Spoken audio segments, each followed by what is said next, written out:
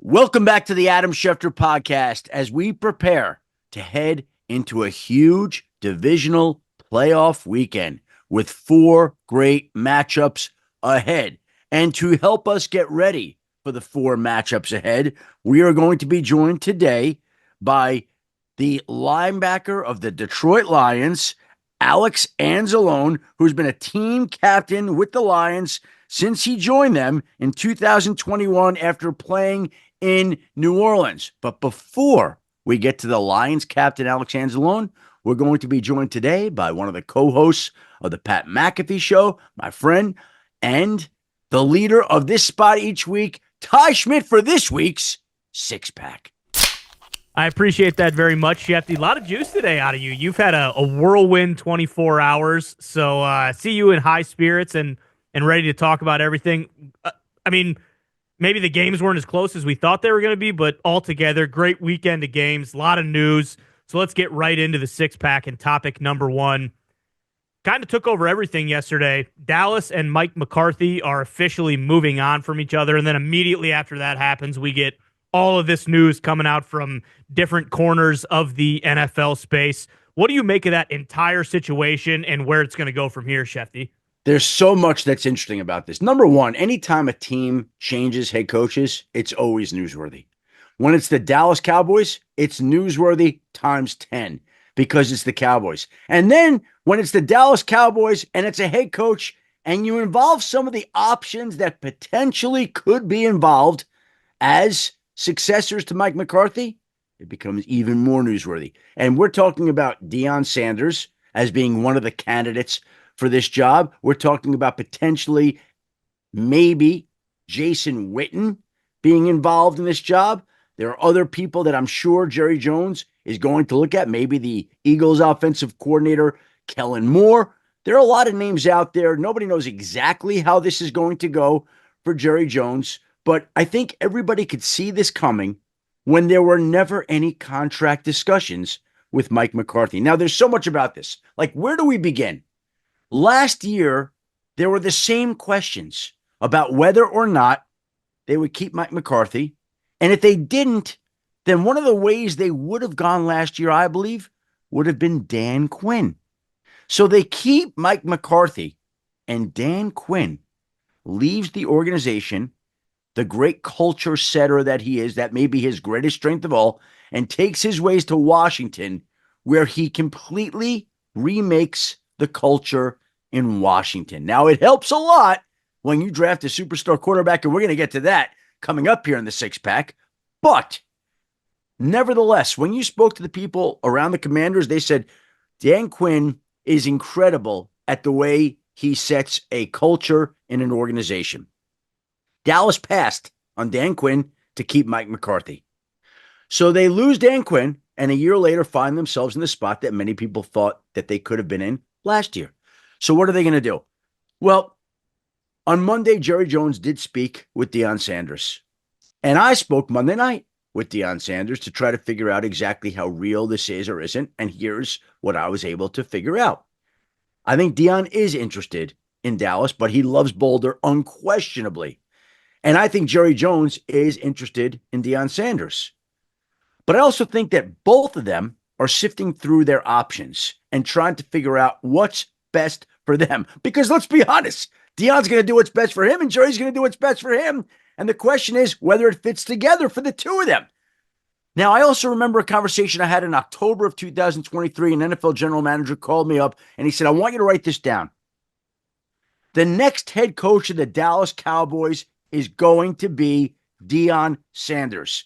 And I remember last year, 15, 16 months ago, in my phone, saving pictures of Deion and Jerry for the day, if it came, when Deion would be chosen as the head coach. Now, I didn't know that I would be unleashing one of those pictures on Monday night after it came out that they had spoken, but I got a couple more on my phone from 16 months ago that I've been saving for this day, and that is true. Now, Deion, at the end of our conversation, I said, Deion, he admitted, yes, we've spoken. Yes, I'm interested. Yes, I love Boulder. I said, what's next? And he said, I don't know. I said, you don't know? I really don't know what's going to happen here. And I think if I asked Jerry Jones the same exact question, I might get the same answer. He doesn't know. Jerry might fall more and more in love with the idea that Dion is his guy. Or he might come around on the fact that Jason Witten is somebody that he always loved, and maybe that's a guy that he's going to fall for. Or maybe Kellen Moore, or maybe Leslie Frazier, or maybe Brian Flora. Like, we don't know what he's going to do. The process changes as it goes on. It's fluid, and we'll see where Jerry Jones goes with this. But it's the head coach of the Dallas Cowboys. So that in and of itself makes it enormously newsworthy. And when you mix in some of these potential names, it becomes even more newsworthy. And we'll wait to see what happens with Mike McCarthy. He's going to interview on Wednesday with the Chicago Bears. He's a candidate there. I would imagine he's going to interview as well with the New Orleans Saints. He's a candidate in New Orleans. So both sides, I think, were better off moving on. And now we'll see what the Dallas Cowboys decide to do next. Well, and I think that's what's so interesting about the Cowboys is you look at all these other teams, and there might be, not necessarily like a search committee to find the next head coach, but there's like a group of people who ultimately are going to be involved in making the decision. Jerry might listen to a couple people, but ultimately, like, this is his decision. He's so impulsive. So when you say that, it's like, could it be Dion? Sure. Could it be any of those other guys you mentioned? Could it be Steve Sarkisian? Could it be, anyone? It seems like Jerry's going to fall in love with somebody, and that's who's going to be their head coach. And the guy he falls in love with on Monday might not be the same guy he falls in love with on Tuesday. It's wild, but that's why the Cowboys are so fun to talk about. To your point, somebody was asked yesterday whether or not Dion was a candidate, and they had said that people in the organization said no, Deion Sanders would not be a candidate. But that's those people. The only two people who matter are Jerry and Stephen Jones. And if they think that Deion Sanders is a candidate and they think he's the best guy for the job, then Deion Sanders is going to be the next head coach of the Dallas Cowboys. There is the caveat, Schefty, and I'm curious if you think this means anything. Deion has said, hey, if I'm going to go coach in the NFL, it's going to be to coach my sons, period. Now, that could be just smoke and mirrors, obviously, because if he gets offered the Cowboys job, are the Cowboys going to trade Dak Prescott and picks? Okay. And I'm glad you asked about that. I've spoken with Deion about that. And yes, in a perfect world, that's what he would like, to coach his son. If he were to take this job, that's not happening. We could cut out all the fancy football nonsense. The Dallas Cowboys cannot trade Dak Prescott and his contract to the Tennessee Titans for the number one pick. Do you think the Titans want to take on all that money of the highest paid player in football and it's not practical. It's not realistic. If Deion Sanders were to take this job, he's taking it on its own merits. And he is giving up the idea for now that he's going to coach his son. Now, maybe in a future season, somehow there's a way where they're brought together. Maybe his son is struggling in Tennessee. Maybe Tennessee, and by the way, that's assuming Tennessee even picks him number one. Right. But wherever he goes, there could be a time in the future. But who knows if Deion Sanders makes it in the NFL that long to even coach with the way coaches are. You can't even go there. Okay. Look, he's taking the job in Dallas because he's offered it and he wants it, or he's not. His son is irrelevant to that part of the equation. Okay, perfect. So we can kind of put that to rest right now. Like you said, we'll see what happens in the future. That'll be something to keep an eye on, and I think that'll give us a lot of juice over the next coming weeks or months or however long it takes to figure out who's going to be the next head coach of the Cowboys. Let's move to topic number 2 of this week's Six-Pack Shefty. We mentioned it at the start. The wild card round, some good games, mostly chalk. We got an upset here or there, if you want to call it that, but the divisional round matchups are just absolutely tantalizing. Kind of all the matchups we circled at the start of the year and hoped we were going to get in the playoffs. They're finally here. What do you think about the divisional round? Here's the thing. Remember we talked about the Kansas City Chiefs clinching the first round bye. And I think that the greatest advantage of the first round bye was not getting off wild card round. The greatest advantage of the first round bye in the AFC this year meant that you didn't have to beat both Baltimore and Buffalo. You only have to beat one of them to get to the AFC Championship game. The Chiefs will have to beat the Texans this weekend at home, and then the winner of the Baltimore-Buffalo game, as opposed to the two teams in that game, two worthy, great teams, Baltimore and Buffalo. They're squaring up. Two MVP candidates. Whoever wins that game is going to be heading on to the AFC Championship game. Obviously, the Chiefs are going to be favored against the Texans. I'm not going to be like Rex Ryan and say that the Chiefs have a bye week this week against the Texans and have Texans players lighting cigars and taunting my name after. I'm not doing that, okay? I'm not Rex Ryan. But I think we all would agree that the Chiefs are favored, that they're at home, that the chances are they're going to win that game. But Houston is a tough defense, and we'll see how the matchup works out. But if Kansas City wins that game, they get the winner of Buffalo and Baltimore. And the winner of Buffalo Baltimore to get to the Super Bowl this year is going to really earn it. Really earn it if they can get that far. And that is the greatest advantage that the first round bye in the AFC brings you. Now, there are some other unbelievable matchups. Commanders, Lions, we're going to get into that as well. Great matchup. Rams with a lot of momentum and some sentimental feelings for them going against the Philadelphia Eagles.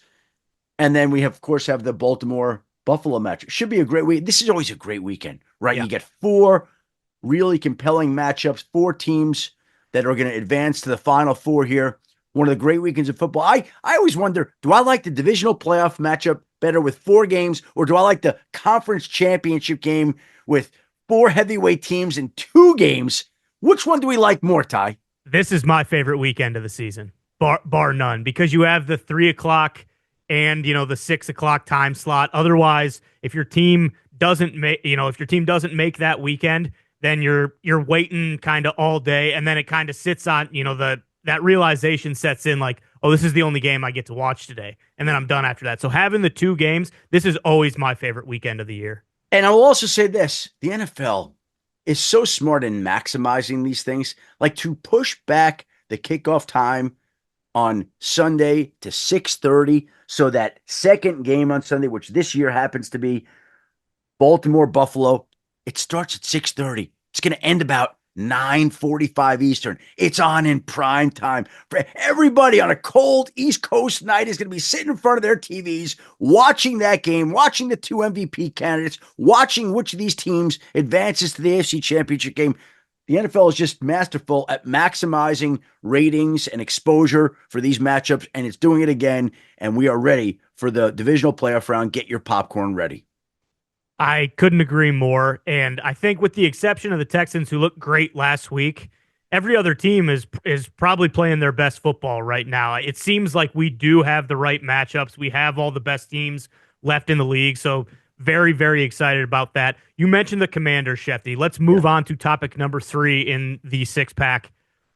How good has Jayden Daniels been? I mean, it seems like every week this guy does something that kind of just solidifies even more. Like, this dude is unbelievable. But of everything that he's done thus far this season, what stands out to you the most? Well, it's funny. I texted one person in the franchise on Sunday to congratulate them after the game. I texted a few people, but this one individual texted back, the quarterback makes up for a lot of our sins. And they can make mistakes elsewhere because the quarterback is that good. It reminds me a little bit, frankly, of the John Elway Bronco teams in the early 90s, where one guy was so good and the rest of the team was okay, but the quarterback was so good that they would win games and find ways to win games late in close games. We talk about close games. Let me give you some facts here, okay? This was this past weekend against Tampa, the Commanders' 6th win this season, with the game-winning score in the final 10 seconds of the fourth quarter or overtime. 6th win. That ties the 2021 Raiders for the most wins in a season that late since the 1970 merger. Jayden Daniels, it's his 6th win after trailing in the fourth quarter, the most by a rookie starting quarterback since the start of 1950. He joined the likes of Sean King in 1999. That was a surprising name there. Ben Roethlisberger in 2004 and Russell Wilson in 2012 as the only rookie quarterbacks to lead a game-winning drive in the fourth quarter or overtime of their playoff debut. So that tells you how magical, how incredible Jayden Daniels has been, that I really believe, has elevated that franchise almost by himself. Yes, Terry McLaurin's been great. Yes, they added some quality character guys on defense. And that was an unbelievable factoid about Bobby Wagner that NBC gave on Sunday night, starting his master's degree, the first semester of his master's degree at Howard University this week. So while he's getting ready for a divisional playoff matchup against the Detroit Lions, he's also starting classes to get his master's in business in Howard. Like, that guy's an impressive guy. We got to get him on the podcast at some point as well. But the Commanders are fun, and you could see how much that victory meant to everybody in that organization because it had been so long since they won, and because they have the quarterback they do. And by the way, one other thing about this that's interesting. They play the Detroit Lions this week. Last offseason, the Lions offensive coordinator, Ben Johnson, decided to remain in Detroit and turn down the chance to interview with the Washington Commanders.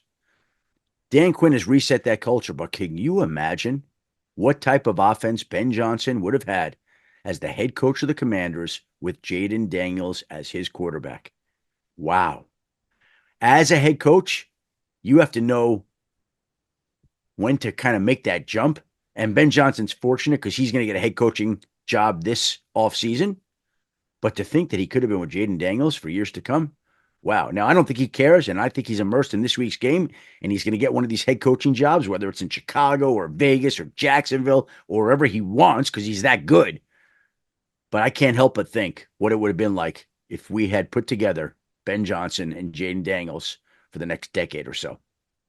Yeah, he probably doesn't care right now, but if he goes to Vegas or Jacksonville and gets fired in 3 years, and the Commanders have been to, 4 straight playoff appearances, and Jayden Daniels is a top 2 or 3 quarterback in the NFL, he might think about it a little bit then. But the most impressive thing, I think, is those late game situations too.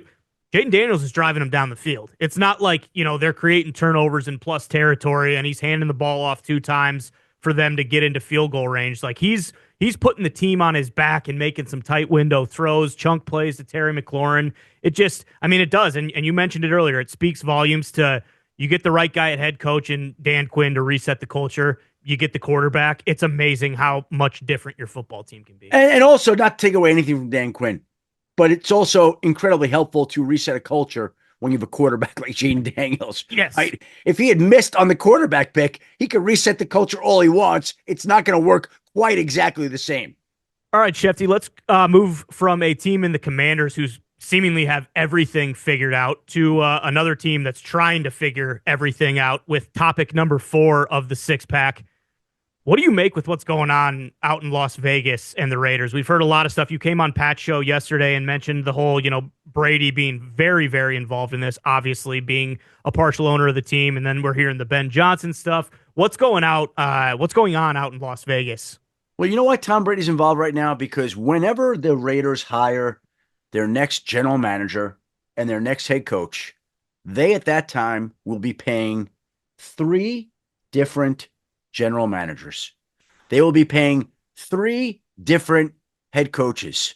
And that doesn't include the settlement that it had with John Gruden. So in a way, it's really paying 4 head coaches and 3 GMs whenever it makes its new hire. And whoever comes in there has an enormous challenge on his hands. And that's why Brady's there. Because if he weren't there, the job would not be as attractive. It's awfully compelling, I think, when you're thinking of joining a franchise to know that Tom Brady is in it with you.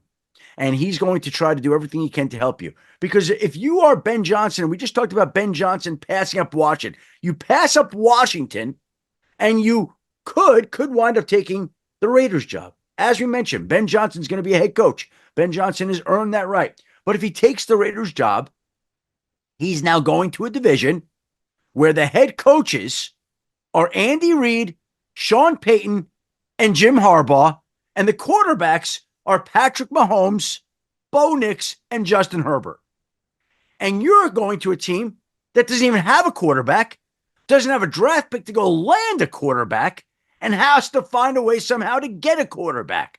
So good luck with that. Like, again, Ben Johnson needs to take one of these jobs, and he's going to take one of these jobs. But can you imagine bypassing Jayden Daniels last year and then taking the Raiders job over that? Because Tom Brady is the I get it. Tom is incredible. He's impressive. But the Raiders have so much ground to make up right now, especially in that division. And that to me is what they have to overcome here. Now, somebody's going to take that GM job happily, and somebody's going to take that head coaching job happily. But the challenge that they have, to me, is greater than the challenge that almost any team in this hiring cycle has because of the level of competition that you're facing in the AFC West. It's like the quarterback for the Pittsburgh Steelers. Russell Wilson's a free agent. Justin Fields is a free agent. Russell Wilson very well may be back. That would make a lot of sense. But you're now going into a division where the other quarterbacks are Lamar Jackson, Joe Burrow, and the Cleveland Browns with the number 2 overall pick, thinking they're going to take a quarterback. So that's what Pittsburgh's trying to overcome. The Raiders have it even tougher, in my mind. But they're going to be doing it with a lot of dead weight on their cap. And that's why Brady is there, because they're paying all these former GMs and they're paying all these former head coaches. And fortunately, that doesn't count against their cap. But boy, that shows you the number of mistakes that they've made and the lack of stability and patience that they've had to where now they're back in this market again. And hopefully they get it right and they get the right guys. And we're not talking about the Raiders making another change and having a 4th head coach and 4th GM on their payroll. Well, and it certainly makes sense because when all this stuff started coming out, and you would know more than just about anybody, Schefty, but I don't think Ben Johnson even takes an interview with the Raiders if Brady's not there. Agree. Agree. Agree. If he's going to turn down Washington, and now granted, Washington, different situation, new owners, they didn't have Jayden Daniels in place and everything, obviously. So, but like you mentioned, you look at that Raiders, I mean, there's holes everywhere. And to think that they're going to be able to compete next year and have a Commanders like jump in that division doesn't seem sensible. But again, if you have Tom Brady, this is exactly why you get Tom Brady. Ty, I don't mean to be a pessimist. I'm going to try to be a real. I don't believe that is possible. I just don't believe it. Jayden Daniels is one of these generational quarterbacks. You're not finding that guy in the draft this year, and you don't even have the draft pick to do it. By the way, that's why last year, it's why the Raiders had such an interest in trying to see if they could trade for Jayden Daniels. But by the way, matter of fact, they never made the call at all. They never even tried to get that trade done. A lot of speculation about it, more in the media than within the teams themselves. The Raiders never called about Jayden Daniels. Or even just trying to be aggressive. I mean, we had 6 quarterbacks taken in the first round last year. When you know you need a quarterback and you have that stacked of a draft class, you can't just assume that, hey, we'll be fine. We'll just wait until next year, because now you're in a situation where, obviously we haven't seen Shador or Cam Ward play in the NFL, but they're, those guys compared to the 4 guys who went into the top 10 last year, where do they stack up compared to them? So it is interesting. Obviously, Brady is the consummate winner and he knows what to do, but he's never done this before either, So just to assume that he's going to pick the right guy, he's going to pick the right GM, it's in that division. Exactly. Good luck. If I'm a Raiders fan, I'm just crossing my fingers and just praying to God that they somehow figure it out. So we'll see. Like you said, it seems pretty far-fetched, but far-fetched things happen all the time in the NFL. Let's move on to topic number 5 in the six-pack, Schefty. Vrabel to New England. It was kind of always written in the sand there. I think we knew it was happening. It was kind of just a waiting game until it was going to happen and officially be announced. That happens yesterday. What do you think about that whole situation? Kind of seems like a slam dunk. Well, we're talking about the challenges of the Raiders situation. The challenges of the Raiders situation stand in contrast to the advantages of the Patriots situation and why Mike Vrabel was interested in this job. The Patriots have Drake May on a rookie contract through at least the 2026 season, for at least 2 more years before he's eligible for an extension, when he still has a year and an option left on his deal. So they are in control of an asset that has a very cap-friendly cost. They also have roughly $133 million in projected cap space this offseason. so it can go spend what they want, and they play in the AFC East. Do the Jets scare you right now? Do the No. Dolphins scare you right now? The Bills are great. The Bills are great. But with Drake May is a Josh Allen type of quarterback early on, has a chance to develop into that type of player. Now, if you could capitalize on his cost control contract and all the cap space that they have available, you can see a lane in which the Patriots are charging down to be able to close the gap on the Bills and become a winner in that division again. And so Mike Vrabel, he's a smart guy. He sees this, he recognizes it, and he knows the types of owners the Patriots have. He has a relationship with Robert and Jonathan Kraft. He trusts and believes in them. So a lot of the times it's about owners and them giving you the ability to spend and trusting and believing in them. And he does. So he's got everything going for him in that particular job, which is why it appealed to him, which is why he took it, which is why the Patriots have a tremendous opportunity to turn it around. And again, I'm not trying to paint it black and white. That's the way it sounds. But just on the surface, the New England situation is very attractive. The Raiders situation is very challenging.